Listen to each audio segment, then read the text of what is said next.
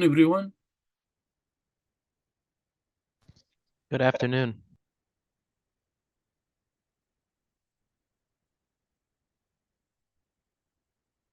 Everyone hear me? Yes, Yes. Okay. Yeah. How are you today? Very good. doing good. Okay, good. Okay, so yeah, let us start.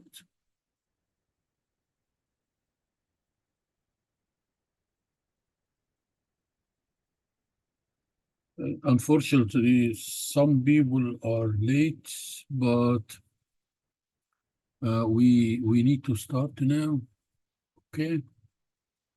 Okay. Last time we spoke about flip-flops, counters, and shift registers.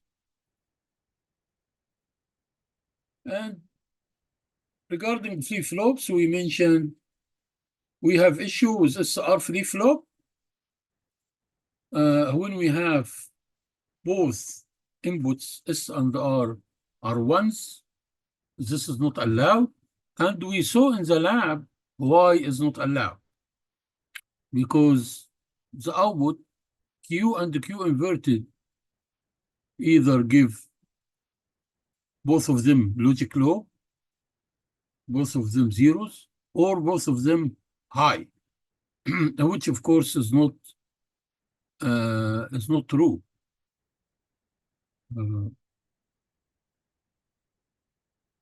Because we know if Q is high, Q inverted must be low, or Q low, Q inverted must be high. So this means we don't know the output in this case.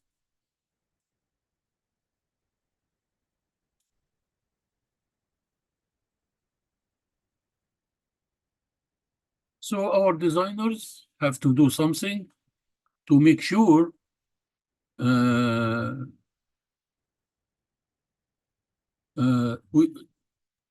we can guarantee that S and R never be ones in the design.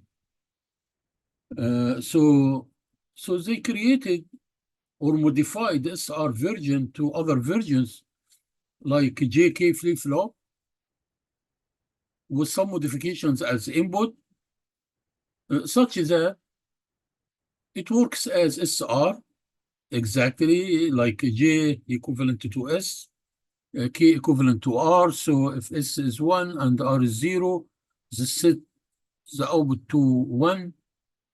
If J is 0 and K is 1, like R is 1 and S is 0, resets the output to 0.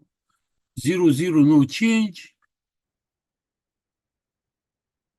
But if J is 1 and the K is 1, what we mentioned about the output as this case, if J is 1 and the K is 1, what we call the output?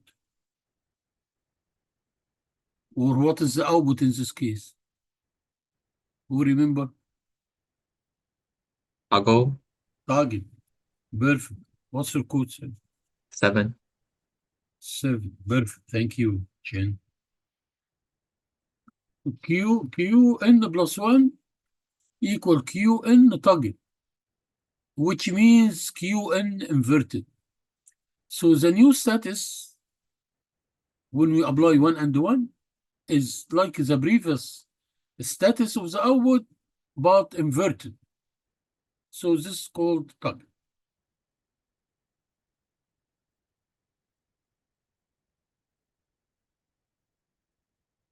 And when we draw, we studied the waveforms for cases like this.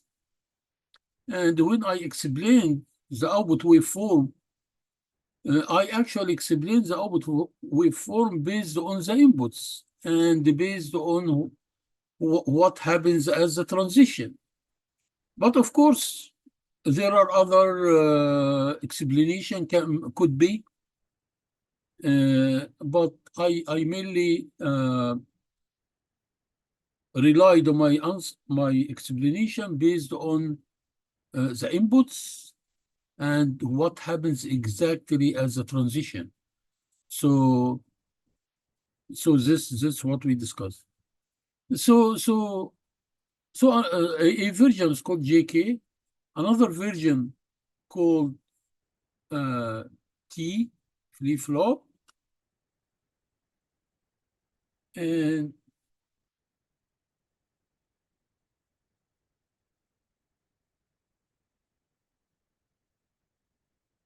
the T flip-flop, like Chen just mentioned, when J and the K, both of them connected to high. So there are flip-flops that just work as the output always toggle. And this flip-flop, as I mentioned, is called T flip-flop.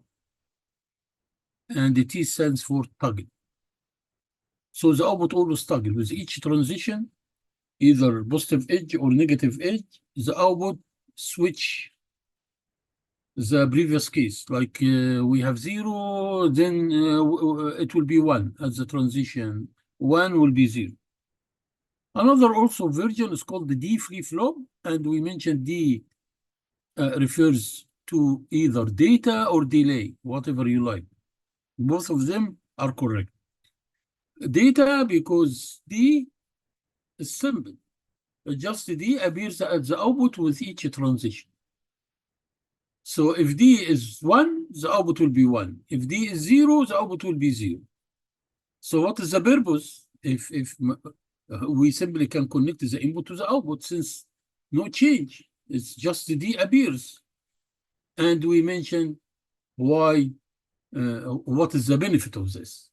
We need this delay. The processing for the flip-flop, it take, a fraction of seconds, but this is important delay in electronics. So we need this delay for certain controlled systems. So this most of it, and then we spoke about counters. We mentioned the counter counts from to based on the number of flip-flops we used.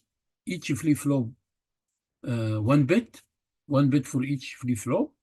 So if we have a counter with two bits, for example, so 2 to the power 2 is 4. So this means we have 4 counts from 0 to 3, and is also called mod.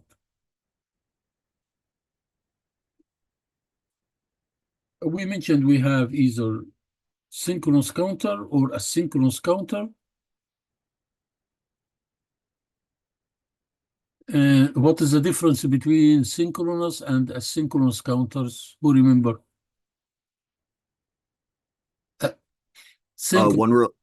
One Go- relies on a clock and the other doesn't rely on a clock. What is that? One relies on a clock and the other doesn't. No.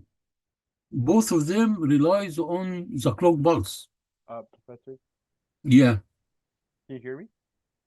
Yes, I hear you. Uh, But can speak louder, please, little bit.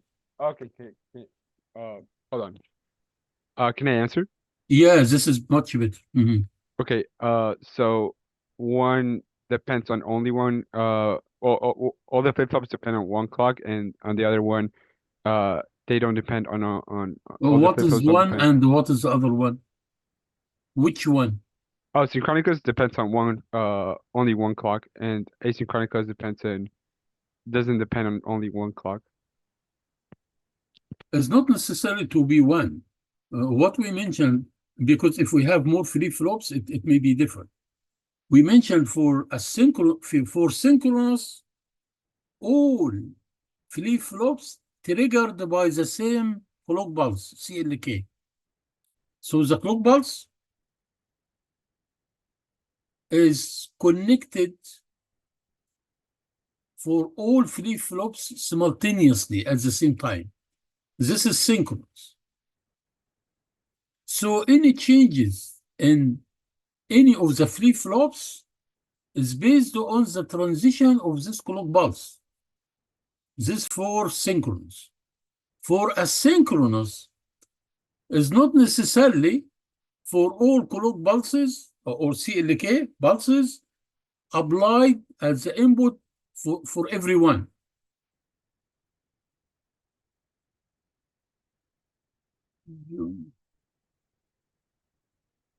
John, what is your code?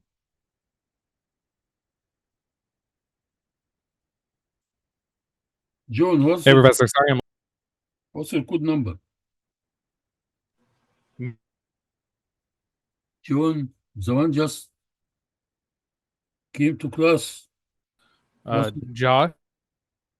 I 3? Yeah. Oh, okay. Oh, Joshua. Okay, sorry. Thank you. No, sorry, I was late. I almost. Okay, that's fine. Okay, we just started anyway. So, so the CLK is maybe applied on 1 or 2 of the whole counter or the whole flip-flops, but not applied for every flip-flop. Some other flip-flops take the clock from the output of the previous clock, from the output of previous flip-flops. However, in synchronous, all flip-flops triggered by the same CLK simultaneously. This is the main difference. It's different design, but the function is the same. Like counts some sequence of counts and then repeat. A synchronous counter is called also a rebel count. It's called the rebel count. And today we're hoping to do a lab about BCD count. BCD counter is popular counter, counts from 10 counts from 0 to 9. So hoping we cover the lab also today. Also today we'll talk about the memory and the programmable logic. Everyone sees the slides? Everyone sees? Yep. Yes, sir. Yep. Okay. Who's the last one answered me? What's your code? The last one answered me. What's your code number? 2. 2. Okay, thank you.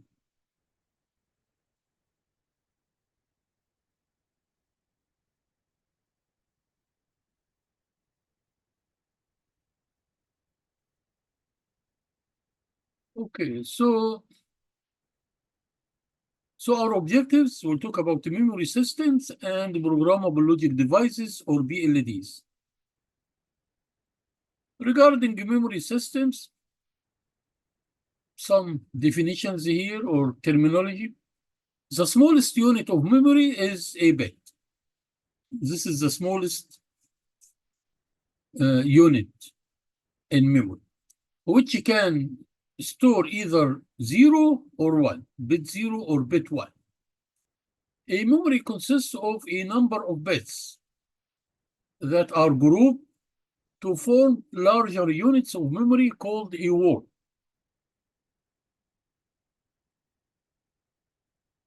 A group of 4 bits is called nibble. A group of 8 bits is called the byte. So each byte is actually 8 bits. A binary word is specified in terms of bytes. For example, a word might be 1 or more bytes. 2 types of memories, volatile memory and non-volatile memory. What is the difference? Volatile memory systems in which the stored data is lost when the power is lost. So when the power is turned off, we lose the stored data. This is called the volatile memory. Non-volatile memory store the data is retained or is kept when power is lost. So even if the power is lost, we still have the data stored. This non-volatile memory. In general, memory devices implemented using semiconductors can be divided into two main categories.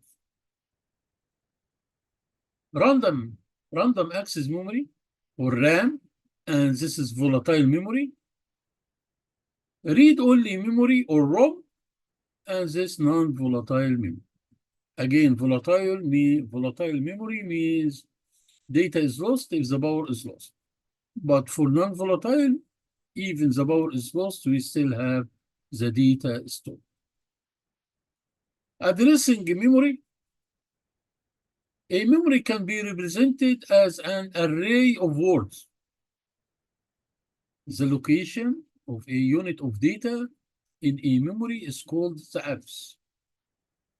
In PCs, a byte, which 8 bits, is the smallest unit of data that can be accessed. In two-dimensional array, a byte is accessed by giving a row number. For example, the blue byte is located in row 7 here. So the address is row 7. Three-dimensional array is arranged as rows and columns. Rows and columns. Each byte has a unique row number and unique column number. So, unique address. The location or the address of the byte of the blue byte is row 2, column 8, for example.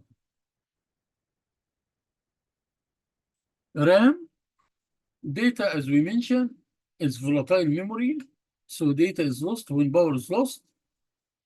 Can be easily programmed or erased and reprogrammed by the end user, by us. We can do this by our own. It's called random access memory because any memory address can be accessed directly. So there is no need to proceed in a sequential manner to reach to the address. Like you don't have to go, like if we say need address 5, we don't have to go 1, 2, 3. No, we can go to 5 directly. RAM is classified into two main types.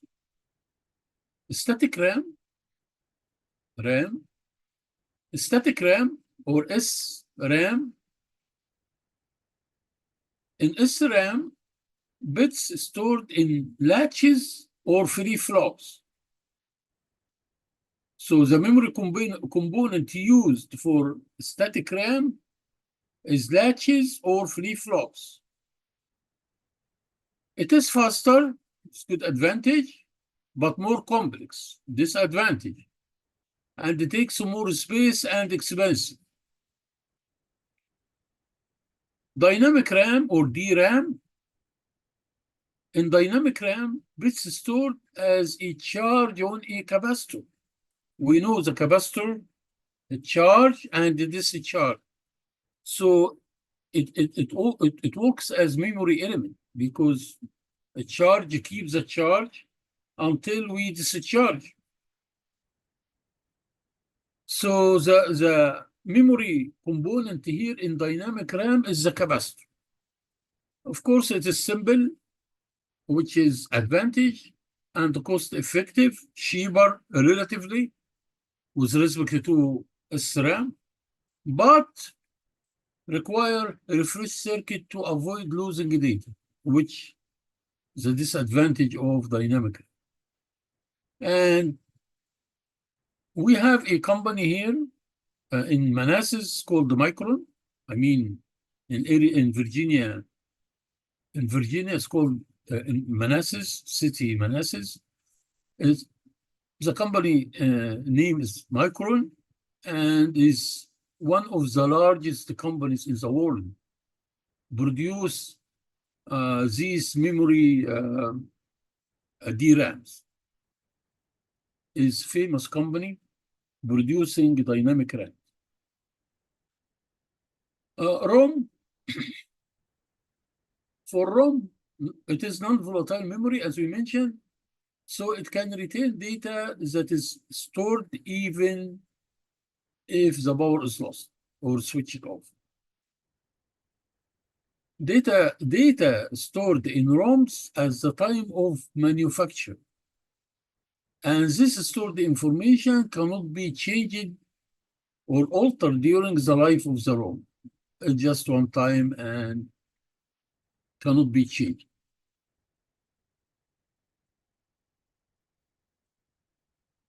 There are different types of ROMs. Programmable ROM or BROM. Programmed once. Programmable here means connection. Programmed means connected or disconnected. I mean inputs connected or not connected through fuses. There are different, of course, different approaches. One of these approaches, the simplest one, is called fuses, using fuses. So when we need, as a programming, when we need to connect this input, we melt the fuse. We connect the fuse. If we don't want to connect this input, so we leave it. We don't touch it. So, and we'll do examples for this. BROM is manufactured as a blank memory. It's on shelf. To write data into a BROM chip, we need a special device called a BROM programmer. The tool or the device used to melt these fuses to do connections is called BROM programmer. So we have BROM, we have erasable BROM or EBROM, and this can be erased. The memory can be erased by ultraviolet light. Electrically erasable BROM or EEPROM can be erased by using high voltage. Flash EEPROM, high density read-write memories, which are not or non-volatile. Programmable logic devices or BLDs. So the basic principle of BLD or programmable logic device, the general architecture consists of a set of AND gates and a set of OR gates.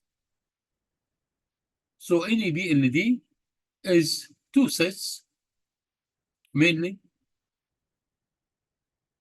and array connected to OR array.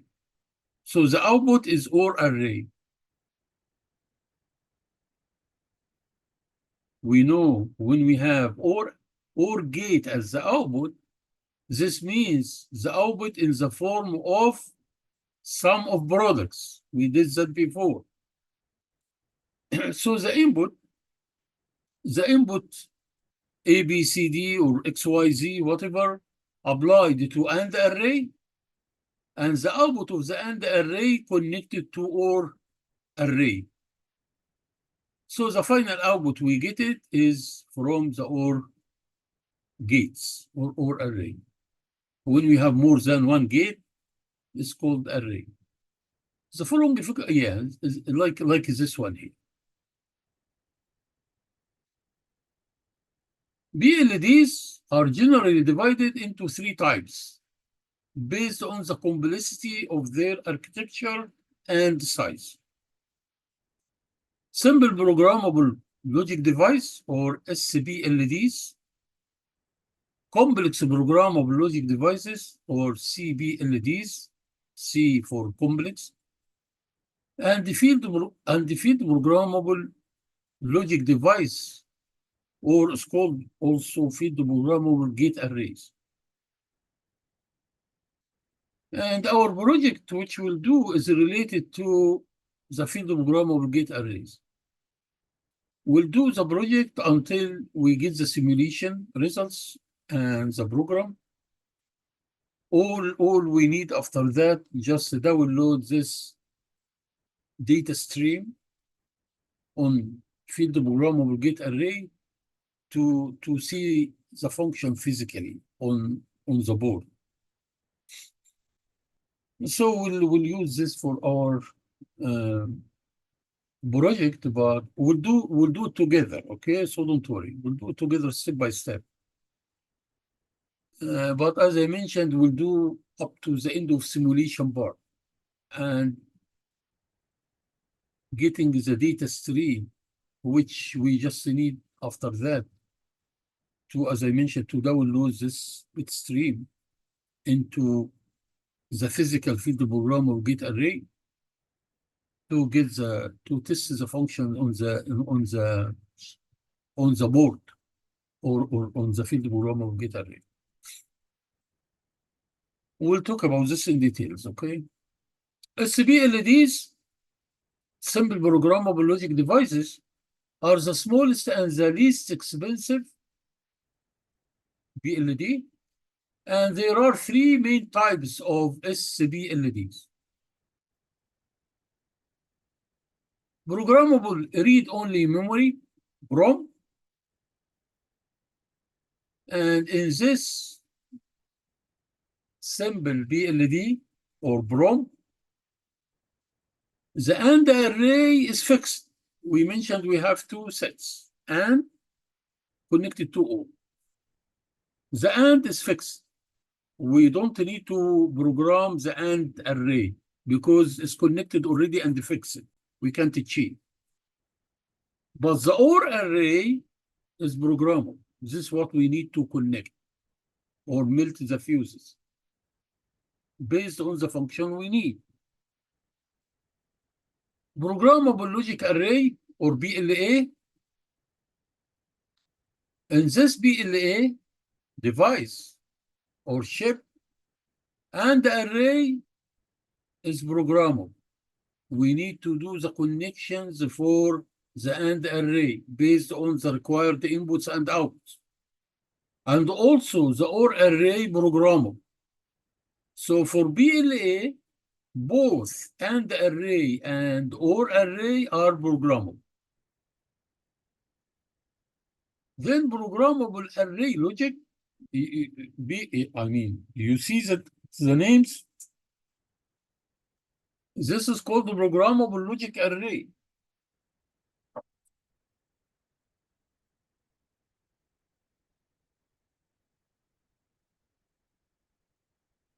PLA, but the other one is called the programmable array logic. It's different. In programmable array logic, the AND array is programmable, but the OR array is fixed. We'll see examples for all of this. There is also another version, it's called the GAL, or generic array logic. It's similar to BAL, the same connections or the same architecture. However, the only difference is GAL can be reprogrammed. So if you look at the PROM as PLD, first type of user programmable chips, PROM has a fixed AND array. As you see, we have AND array here connected to OR array. So the inputs A and B, here we just have A and B, and of course A inverted, B inverted, applied as the inputs of the AND gates, and we get the output from the OR gates, like Y0, Y1, Y2, Y3. So the AND array is fixed. You can see this node here means is fixed, connected like soldering here. We have soldering here. It's already done. We can't change. But for the OR array, which is programmable, to indicate that this programmable, we have this sign here. X sign means we have fuses here. These signs means fuses. So this means fuse here. Oh, okay, let me just.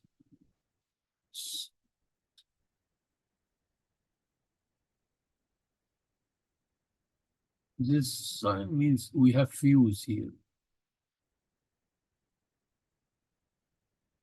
So we can see here the outputs for the first AND gate here. We have B connected, A connected as inputs. So output here is AB. For the second one, the inputs connected is A inverted and B. So the output is A. Of course, we have multiplication here, right? This multiplication, logic multiplication, right? Logic multiplication. So we have A inverted B here. Here we have AB inverted. Here we have A inverted B inverted. Okay.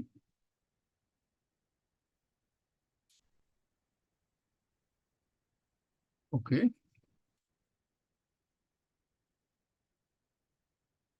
So now, assume we need Y0, say Y0, we need Y0 as a function equal to A inverted B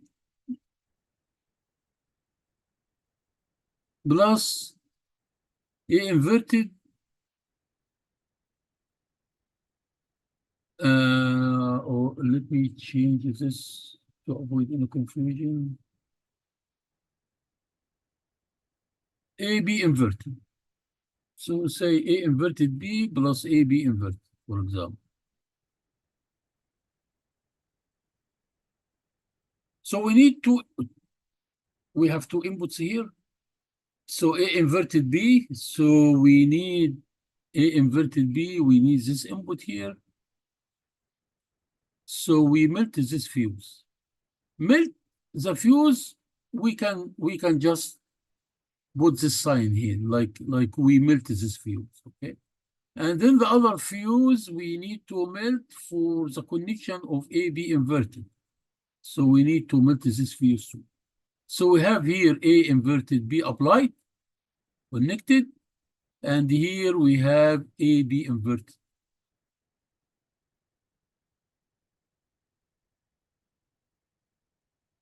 So of course the output here will be A inverted B plus AB inverted. Similarly, for any other function.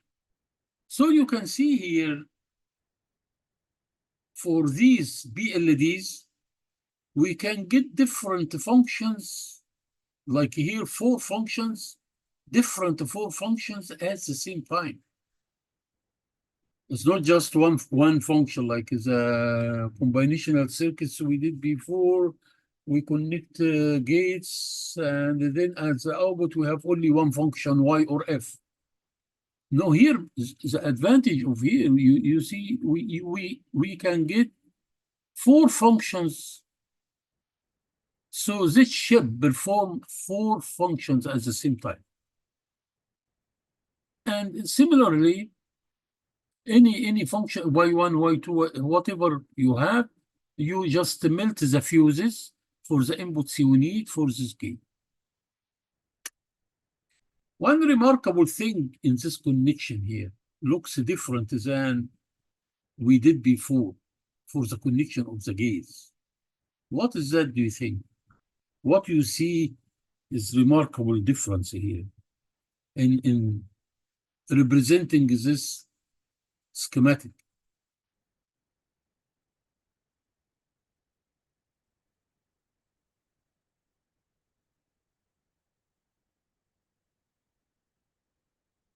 So what do you think? What do you see? In connecting the gates here, do you see something remarkable here? There's only like one wire per gate, Perfect, thank you. What's your code, sir? 31.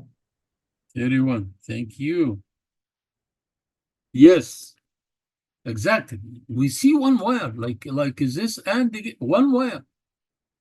One wire, and so on. Here also one wire. Is this true? Of course not. Is it just to simplify the connection?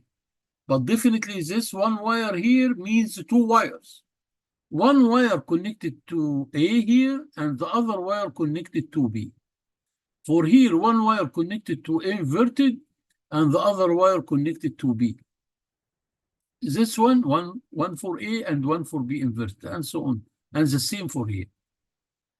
The reason for one wire, because it will be like a lot of wires if we put two wires for each gate here and two wires for each gate here, it will be a lot.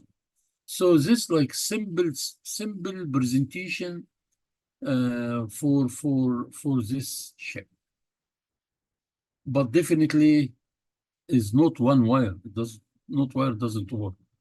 It represents two wires for each chip, for each gate. Here we have example also, like I did here, about given this EEPROM chip, you can get these chips from on shelf, and you program as we mentioned. And we need these functions. We need these functions. So for Y0 here, Y0, we need Y0 is AB plus A inverted, B inverted. So simply, AB is here, so we need to melt this fuse. So we put this. We put this mark, means this melted.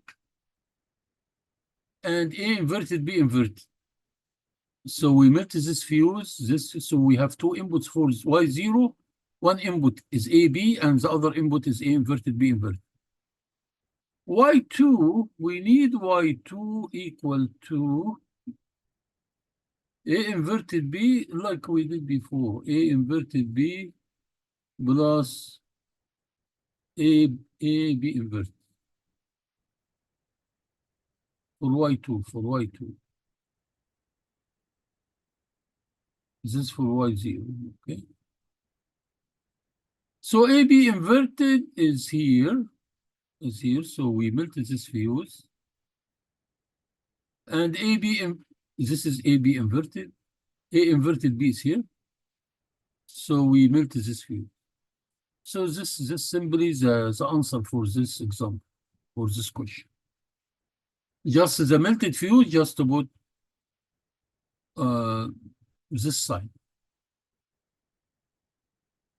We agree about this sign to represent this fuse is melted or connected. Okay. Any question here so far? Any questions so far? Okay. Now, programmable logic array, BLA. In programmable logic array, we mentioned both AND array and the gate array are programmable. So here the inputs for the AND array is programmable, and also for the OR array is also programmable. But because we have a lot of connection here, so we left it like this. But based on our agreement, we should have here, we should have connections here, right? We should have like, I mean, symbols like this and so on. And also here we should have connections like this. Okay. And what we need, we just melt the fuse or what we need.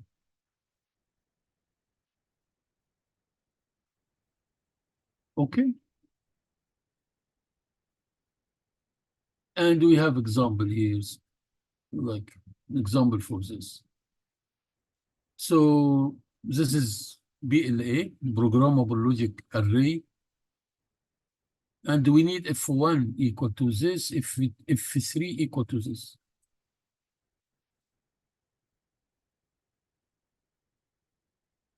Okay.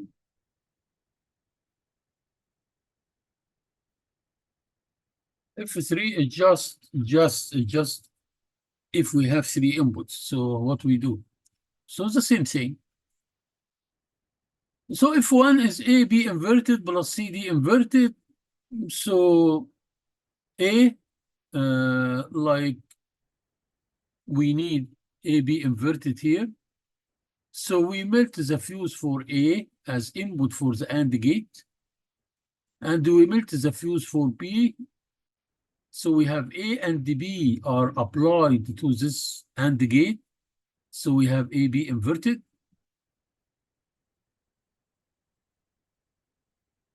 The other input for, or the other component for F1 is CD inverted. So we need another input with CD inverted as output of another AND gate, any one of them.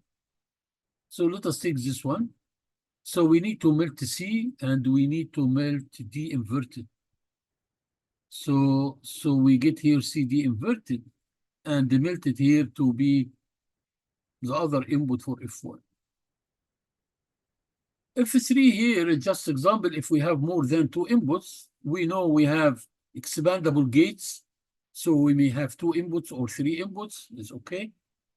So again, the same thing. The output function here, BD plus A inverted C inverted plus ABC. So we have 3 components at the output of F3. So we take one by one. BD.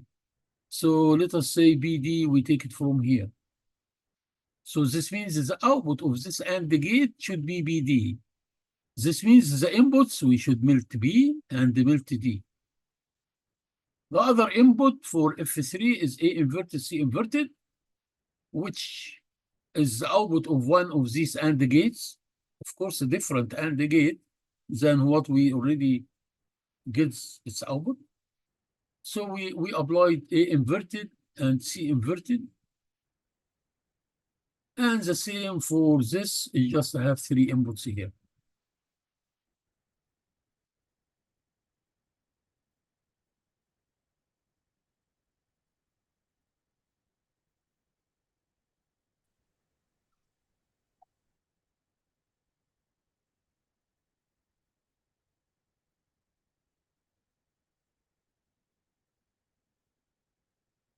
Okay. Any question here, please? Believe this part is important, but it is easy. But again, please, any questions? Please let me know.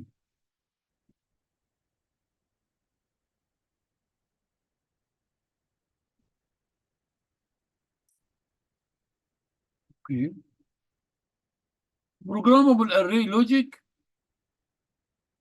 For programmable array logic, we mentioned the AND array is programmable here, but the OR gate, the array of OR gates or OR array is fixed. So all here is programmable actually. But again, because we have a lot of connections here, so we left it like that. But of course, here we have fuses here and so on.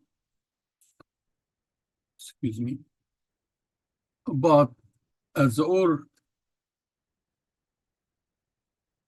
array is fixed.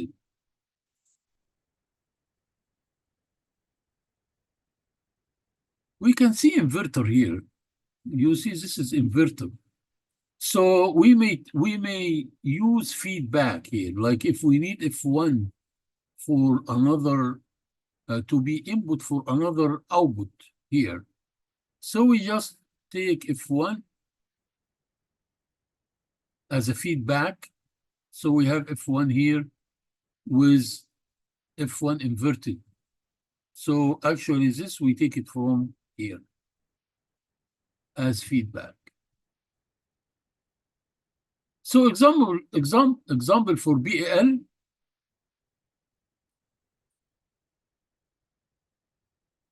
So this is called the programming table. So we need these outputs, F1 equal to this, F2 equal to this, F3, F4. As we mentioned, it's multiple functions. These functions work at the same time based on the inputs here. So F1, it simply has two components here, ACD, one input, and the other input is A inverted, B inverted, CD inverted. There is no third component here. F2 has three components, as we see here, inputs. F3, F2, I mean F3, this, and F4 has three components. One of them is F1. One of them is F1, which we got it here. So this simply can be programmed like it is. Here we have fuses melted. These fuses means, we put the fuses here, means melted. So this actually melted already. Connected. Okay.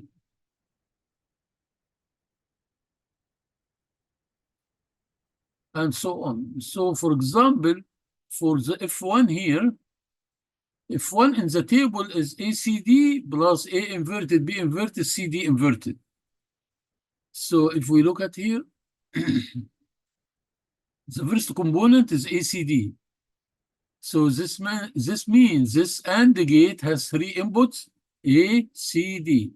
So these fuses, as we mentioned, and bear our what we mentioned, so these fuses melted here. And the others left as it is, not connected.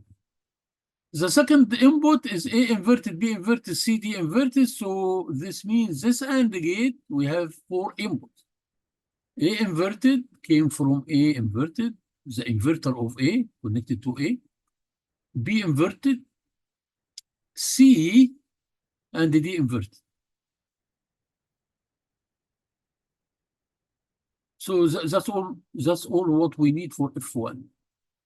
Then F2, F3, F4 as similar to what we did for F1. But for F4, as we mentioned, because we have F4, one of the inputs for F4 is F1. If we go back to the table, we can see this. One of the inputs for F4 is F1. So we melt the fuse at F1 here. And then the other fuses melt for the other inputs, BD and A inverted, C inverted D. So this one is solved here. All these fuses are melted, connected. Okay.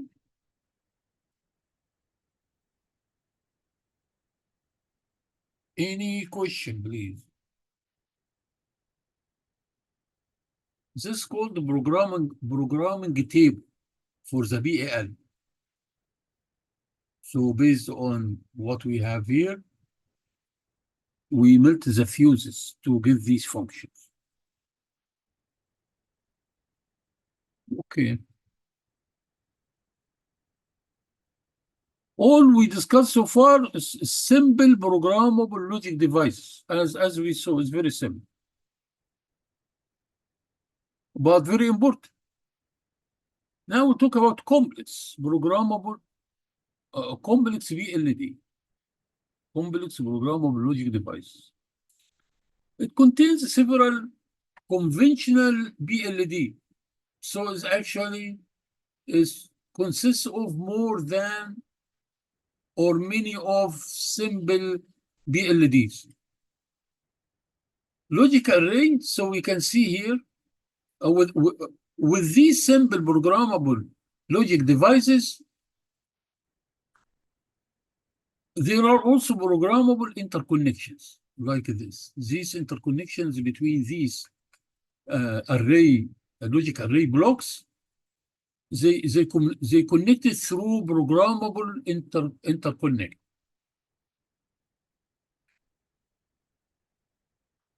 So this logic array block is simple programmable device.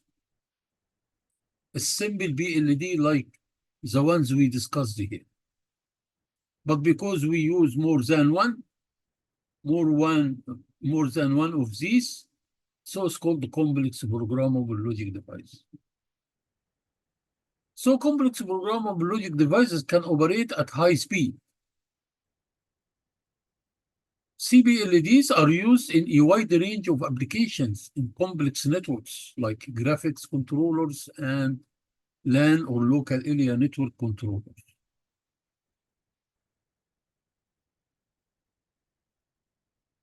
Field programmable gate arrays. Field programmable gate arrays are arrays of interconnected logic blocks. So this architecture makes it more flexible than SBLDs or CBLDs. Imagine this field programmable gate array. They are capable of implementing designs with up to tens of thousands of gates. You see in our circuit, like we connect 3, 4, 5 gates. But this field programmable gate array can carry out or it has tens of thousands of gates installed in this board, simple board. This example for field programmable gate array is called Altera. Altera is the name of the company produce this. And this which we use in the physical lab actually is this one, this type. So tens of thousands of gates connected here. So you don't have to, using this one, you don't have to get a board and to put gates, and especially if we have big number of gates connected. Here is ready, just as I mentioned, you do the program simulation and you check the functions, and then you download the data through connected wire from a computer to this array, field programmable gate array. And using these switches, you can get all functions you need.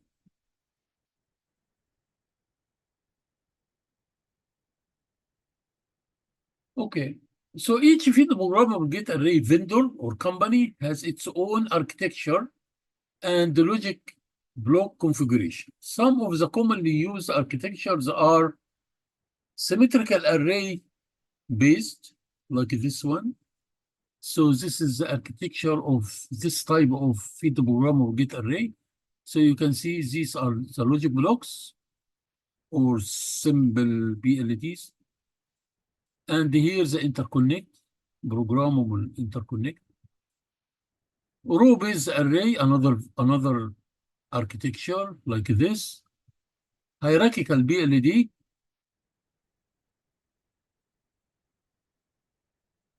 And this what Altera related to, this one. A sea of gates like this one.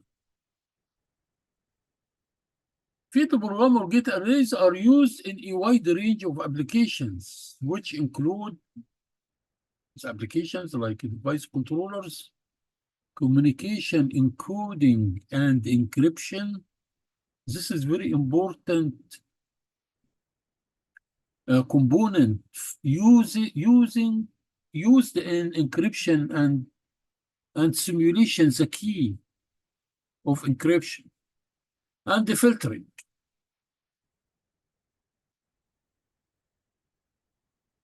So these are different architectures produced by different vendors, like Linux produced the symmetrical array version we saw before, Hactel, Altera, which produced hierarchical BLD, and so on.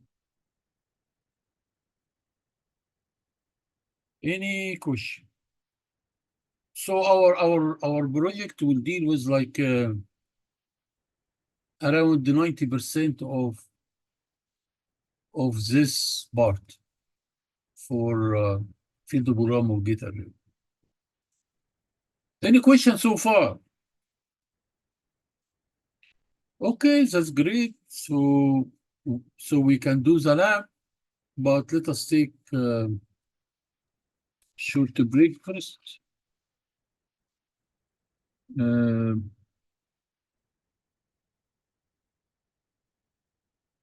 Yeah.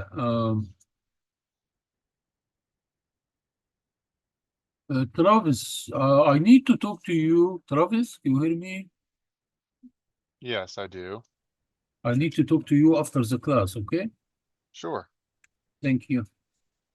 Okay, so let us take 10 minutes. So like 3:35, 3:40, please. 3:40. So okay.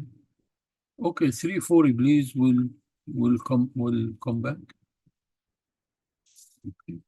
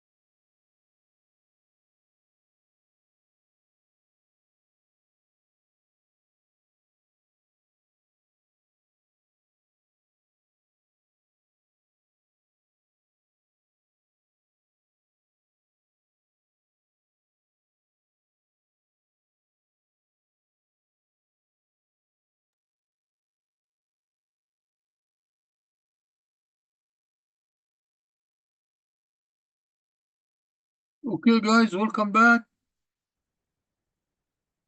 Hello, Professor. Hello. Okay. Everyone sees the slide or the lab? Yeah, we do. Okay. So this is schematic for BCD decade counter.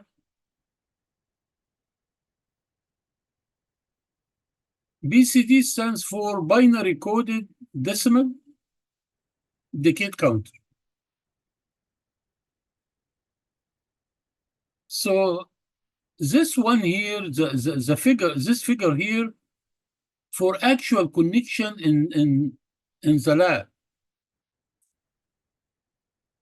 in physical lab. So we have the ICs.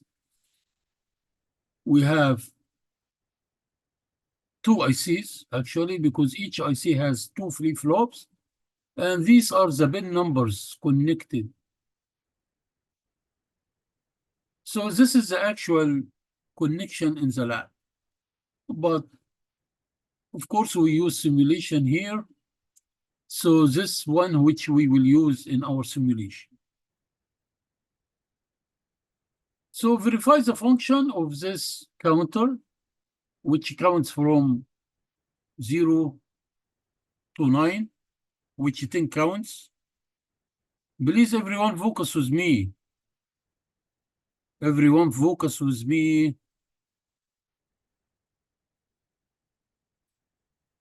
So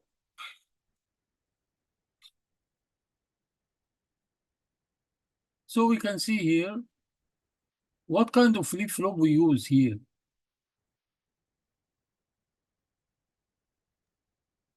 JK, so it's T flip-flop. T flip-flop, yeah, because J and K always connected to high, which is the same thing here also.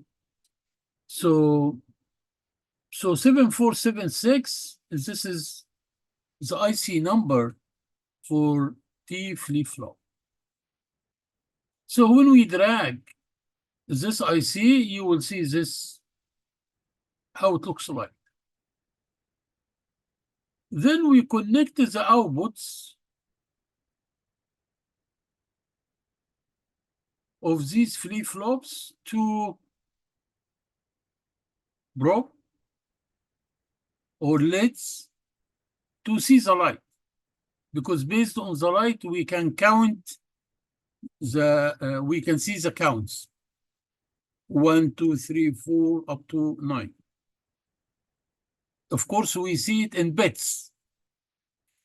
For example, we know bit 9, for example. So how you see number 9 here? These are LEDs or lamps, as we mentioned. So how you see the light here for count 9? How you see it? X3 and X1 are gonna be turned on. X3 and X1 Yeah. for 9.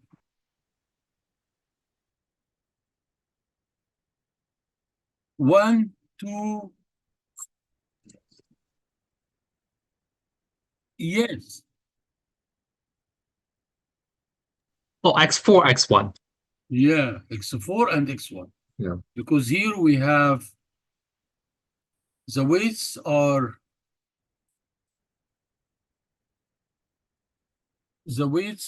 here. We have 1, we have 2, or what? 2 to the power 0, 2 to the power 1, 2 to the power 2, 2 to the power 3. So these are the weights. So for 9, for example, the example I just asked you. So we see bit 1 here, 0, 0, 1. Or in other words, we see here on, X1 on, this one off,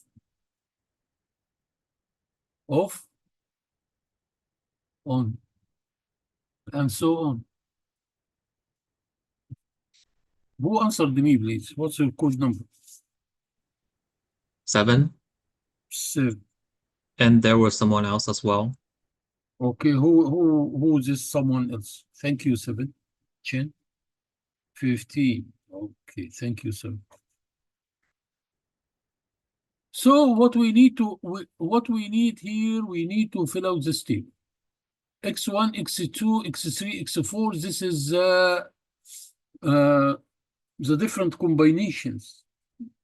So simply we mention, we start with 0, 1, 0, 1 to fill out this 0, 1, 0, 1, 0, 1,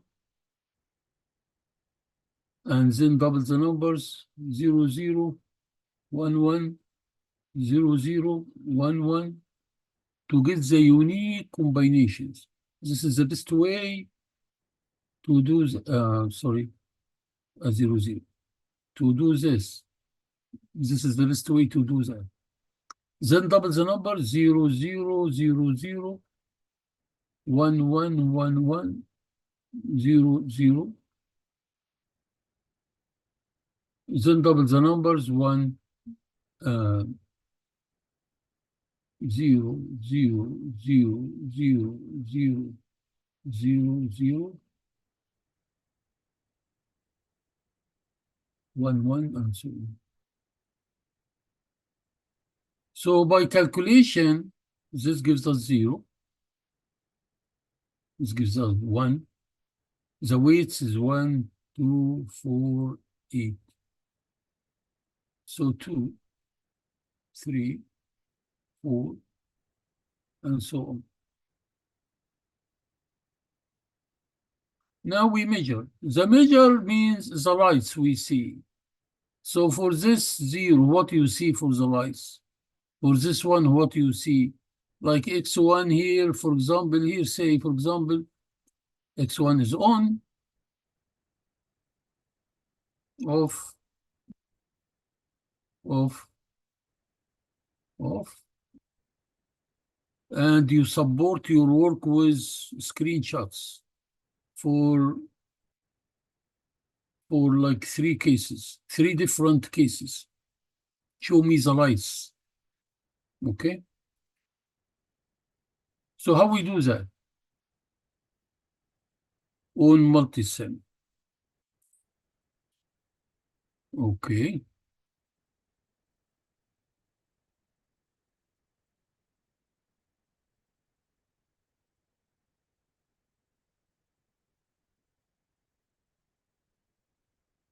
One more thing we didn't mention here.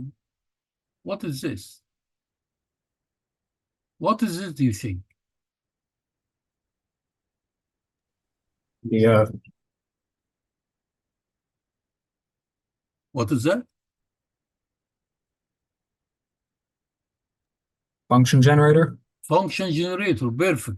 Why we use this? For the clock signal. Exactly, to get CLK, the clock pulse. And of course, as we see here, is this synchronous or asynchronous? Synchronous. Asynchronous. Asynchronous. Asynchronous, because the clock pulse CLK is applied here only. But for the second flip-flop, the clock pulse is taken from the output of the first one. And this taken for the output of the previous one, and so on. So this CLK is not applied simultaneously for all flip-flops at the same time. So that's why this actually is called the ripple count. It's called also a ripple count because it is asynchronous. Ripple count. And this is function generator.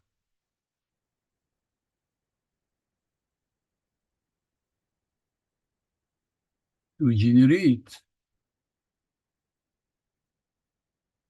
CLK. Okay. Now let us see how this,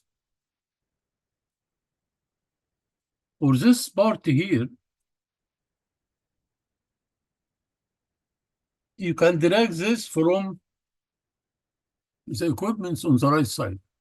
So this multimeter function generator here. So click, drag it. If you double click here, so you can see 3 signals or waveforms or inputs we can get from here. Pulses here, pulses, this which we use for a CLK, this sawtooth, and this sinusoidal one. So we use this one. So we click on this one. And duty cycle is 50, like T high, like equal to T low, as we did in the first class. And the frequency to see this slice, to be able to read or to see this slice simply, we use like one hertz. But I will show you when, if we, this is the frequency of operation of the function generator. And I will show you when we increase this frequency, how the lights play, okay? So you can drag this from here. And of course, the connection, you have to be very careful with the connections here. Okay? So we mentioned this counter counts only 10 counts from 0 to 9. Okay, great. But we know if we have 4 free flops or 4 bits, how many counts we should get? 16, Perfect. Thank you, sir. What's your code number? 10. 10. Okay, thank you. We should get 16 counts. So that's why the table given before in the document is not complete. So when we started to put especially as like the last column, 0, 0, 0, 0, and then we didn't complete the same number for ones, for example, because we take a portion of the 16 unique combinations. Why we count here only 10. So how this happen? We should count 16. But look at this gate here. This NAND gate. This NAND gate actually based on the connection here, it cut the counts after we reach to the 10th count or 9, because we start from 0. It clear all the flip-flops to start from 0, 0, 0 again, due to this NAND gate connected here. If we remove this NAND gate, we should count 16 counts. Okay? So you have to be careful about the connections to see the function clear and correct. So as we mentioned, the number of the ICs here, 7476. So you drag 6 ones. As we know how to drag this now. The ground, sub-rope. And let us see how it works.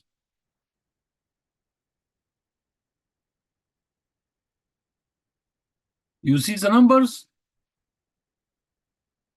Everyone sees the lights now? Yeah. So, okay.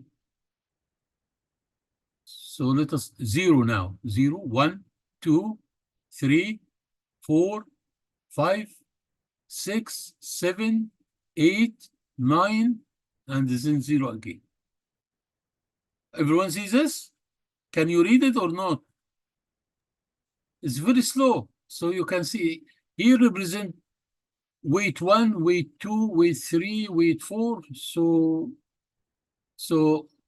1, 0, 0. Okay. 1, 0, 0, 0. 1, 1, 0, 0, 0. I mean, just to put the weights.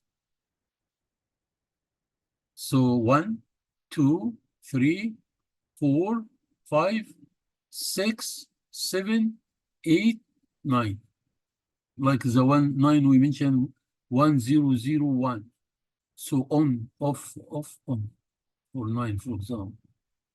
For 2, 0, 1, 0, 0. For 3, 1, 1, 0, 0.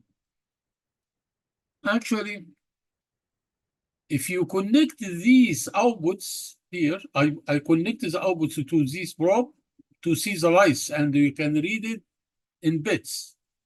But we can read it in decimal, like you can see clearly 0, 2, 3, 4. If you connect these outputs to decoder, and the output of the decoder connected to 7-segment display unit, you can try. You can do it. Decoder, they just drag the IC for decoder, and then you can drag the display unit and just connect these inputs instead of connecting it to, or even you can keep these slides too. Just to take another connection as the input for the decoder, and the output of the decoder connected to the display unit. So you can, like this one here, you can read 1, 2, 3, 4 clearly on the display unit. But our purpose here, to simplify the lab, so reading in bits is fine. Okay, is this clear for everyone?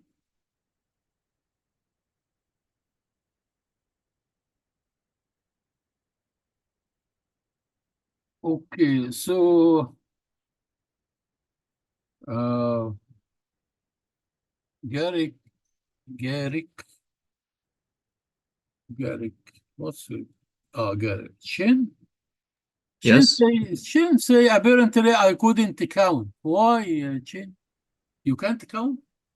Let us know. Oh, no, that was some time ago. We were asking Okay, like let me. X4, X1. I said X3, X1. You asked me Yeah, what okay. lights will be turned on for number 8. Yeah. Can you read this? I Yeah. stopped. What is this? Oh, 3.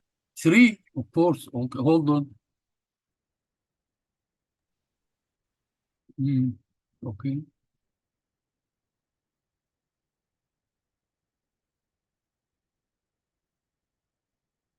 Can you read this?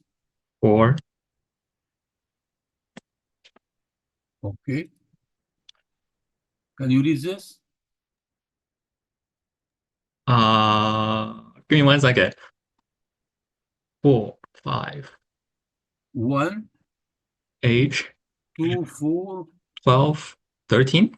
Oh, what is this? Hold on. How can we have 13? No, we don't have this. Okay, hold 1 second. Something wrong happened here. Okay, just 1 second. Yeah. Okay, let me see. No, let me. It's software at the end, just let me reset. And then the maximum number is 9. You see it's disappeared completely. Okay, let me see again.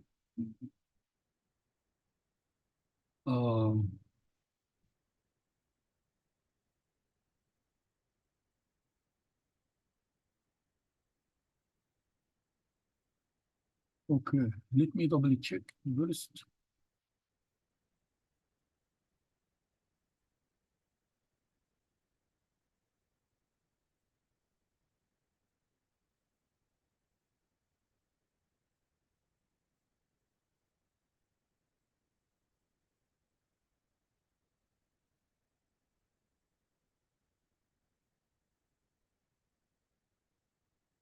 Yeah, okay, so now it is it's fixed. Okay, so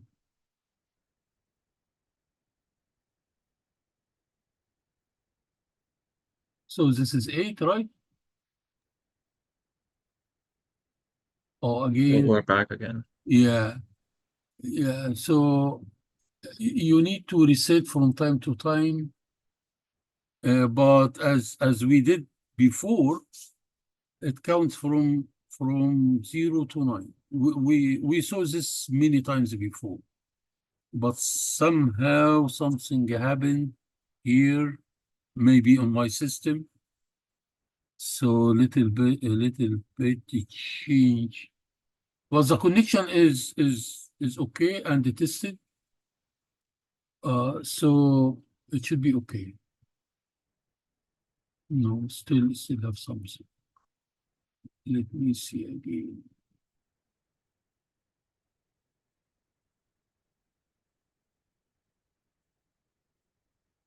Six, 7, 8, 9. 1, 2, 3, 4, 5, 6, 7, 8, 9. So you see, this is fine. Okay. Any questions? Any questions? Yes. This counter must give us from 0 to 9. So if say for any reason you got more numbers, just reset and like turn it off and return back, and you will get the right thing like we did here. Okay. How Any- many examples do you need? As I mentioned, just to give 3 screenshots for different numbers Okay. is enough. Is it okay if we don't use the same And lights? you fill out. What do you mean same lights? Like you have those little light bulbs. I didn't know where to find those, so I just used regular LEDs. You can use BLEDs, I mean LEDs. But I show you last time how we get this probe Could you show me again? under indicators. You can use LEDs anyway, so don't worry about this. You can use this.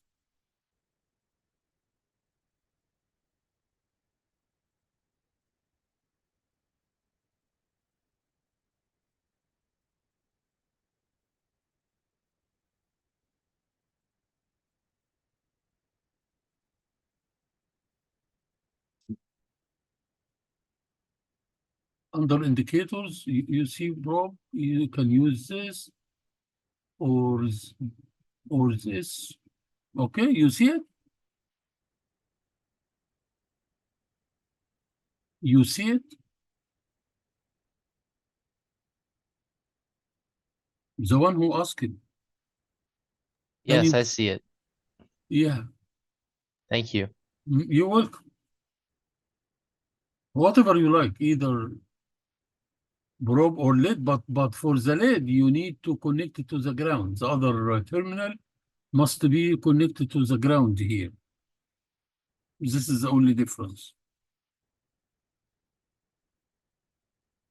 Any other questions, guys?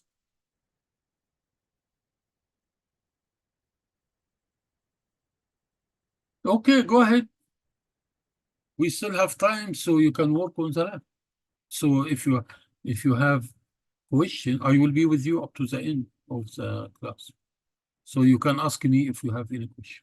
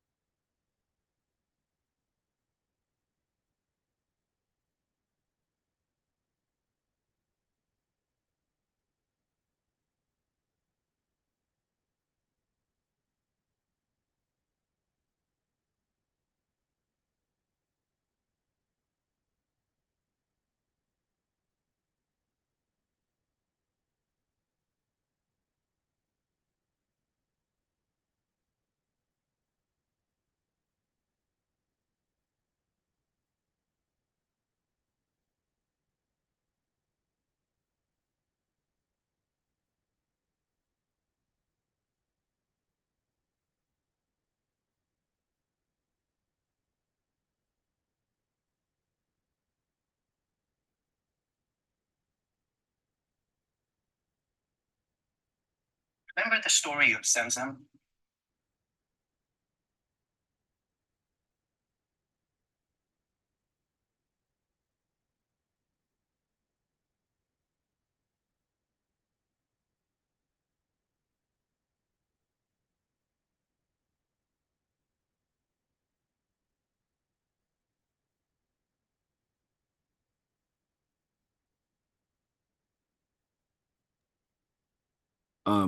Hey, Professor. Yes. I don't know about the rest of the class, but everyone in my group is having issues accessing multisim. Like we tried reloading the page, but it like either it won't load or it's saying that we need a license or an account. As I mentioned, this provided by the school.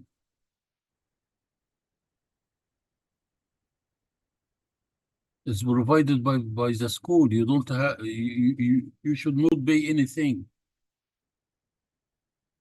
What is your group number? We're group 6. Group 6.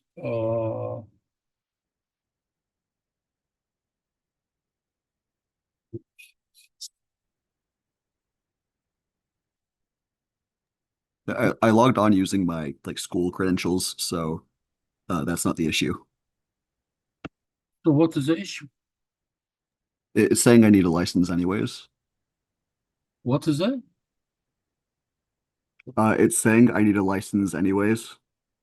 So no, I mean when you used when you did access, so they ask you for that or what happened, or you get multi-sim? I can log on to Citrix fine, but when I get to multisim, it says that I need to obtain and activate a software license. And the other people in my group are having the same issue. Okay,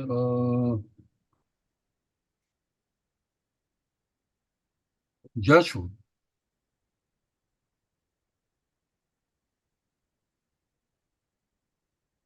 Yes, it's still being tried and we need another 44 days.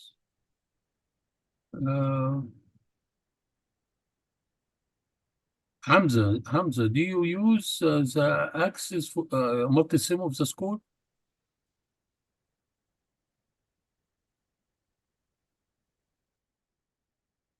Hamza, do you hear me? Yes, Professor. Yeah, do you use multi-sim of the school? Yes, I do. Is there any issue with that? No, it's working. So it works. It works. You may communicate with the IT guy because it works. Okay, and also work with your group. Rodman. Rodman is your coordinator. Rodman, do you hear me? Yes, I Rahman? hear you, Professor. Okay. Do you have any issues getting a multi-sim of the school? Yeah, it says like the license, like it's having trouble like accessing the license from the school account. I'm not sure why. I'm following up on IT ticket right now. Okay. Hamza, are you sure you have access?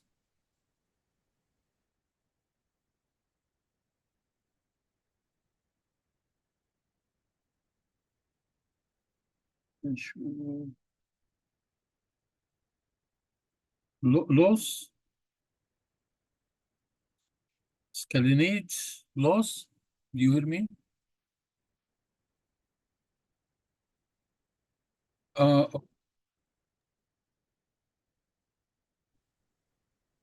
Uh, yeah, I just like I what is logged your out of group? What is your group? What's your group? Group 3 is this what's your code? What's your code? Hutter? Right. Right. So you have access on multisim of the school? Okay, so there's okay. I see some emails from the IT guy mention there's some error, something wrong in the system. So maybe that's why some people has, some people has not. So first you need to work with your group, okay? So like if one lose the access, work with your group. Second, wait a little bit. If you still have the same issue, you can email the IT desk and detail the issue, because this multi-sim is provided by the school. You don't have to pay anything.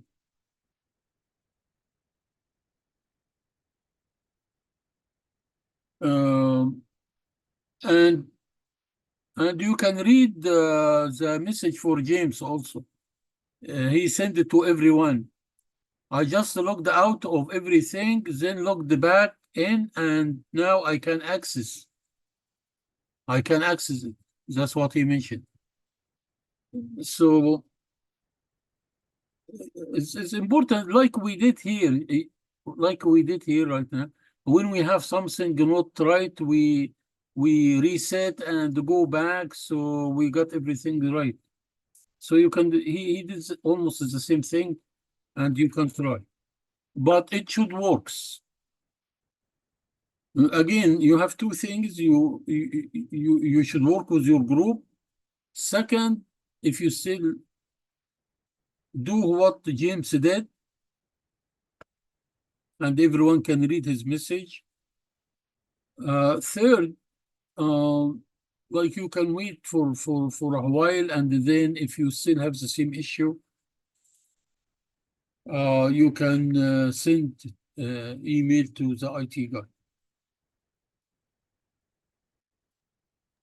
Okay, thank you, Professor. You're welcome, but it should work. It should work, yeah. Yeah, our group members, it's working for them now. Okay, good.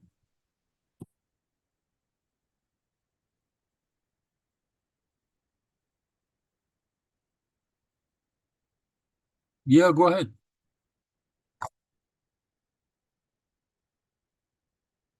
Okay. Okay, look at the right side. The right side is here. Is written function generator. So click and drag.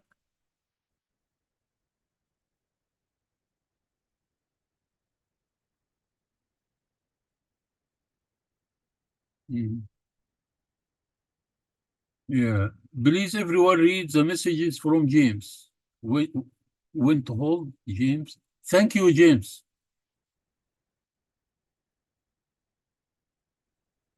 I think he gives you the solution for what you have. I mean, for the issue you mentioned.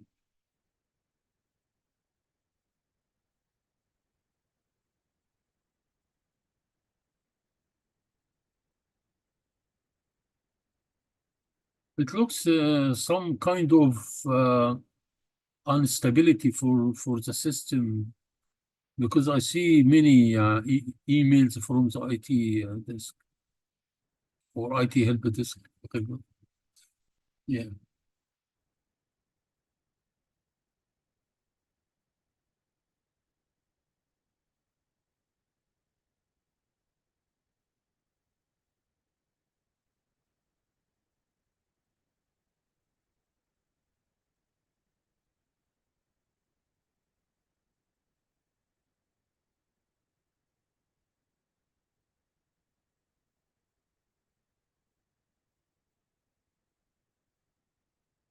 Thank you, Professor. Have a good day. You too. Take care. Bye.